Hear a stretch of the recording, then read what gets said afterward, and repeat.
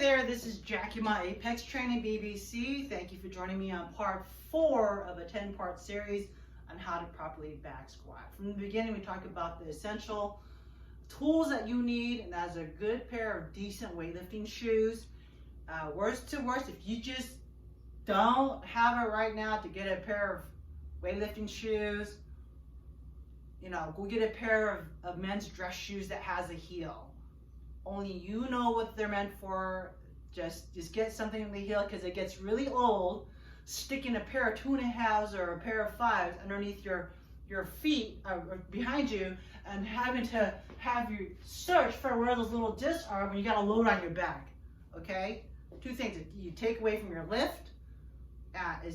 You're not focused. It's just an unnecessary energy expenditure.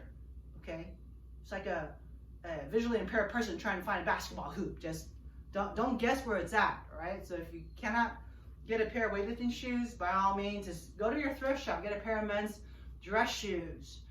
Go to the nearest bowling alley, see if they're willing to unload like a pair of bowling shoes. Even that's even better than using any sneakers or barefooted. You have to have a little bit of heel to keep your pelvis a little bit anterior tilt. That means if your belly button has a flashlight, when you get ready to squat, that flashlight should be like at this point just slightly downward, with your back end up a little bit, so it engages your musculature that's connected to your ilium, your pelvis. It allows your thigh muscles to fire properly, optimally. Okay, all right. So that's why we have to have shoes. It's your foundation. Doesn't matter how pretty your house looks. If your foundation is crappy, you're going to have a crappy outcome. This is what it is. I know that's not a medical term, but there you go. All right. So what we're going to do is we're going to talk about the return of the barbell after a lift. Okay. So we're talking about approach and release. Okay. So basically, let's say you're finishing up your last set. All right. Getting kind of tired. The lift doesn't end until the rack is done. Okay. The last thing you want to do is screw up the return and have you get your back all wonky, or have something happen where you lose the barbell. Now then, you delayed your training partner's set. Okay, all right. Most importantly, you don't want to get hurt. So with that being said, we're going to take it out, and we're going to assume that we just finished a set. All right. So we just take a set, and we just finished a set, right? And then when you approach the bar, you don't have to look at the pins. You know that they're somewhere. Here, listen for it. Okay, if you're in a power rack, you can tiptoe into it.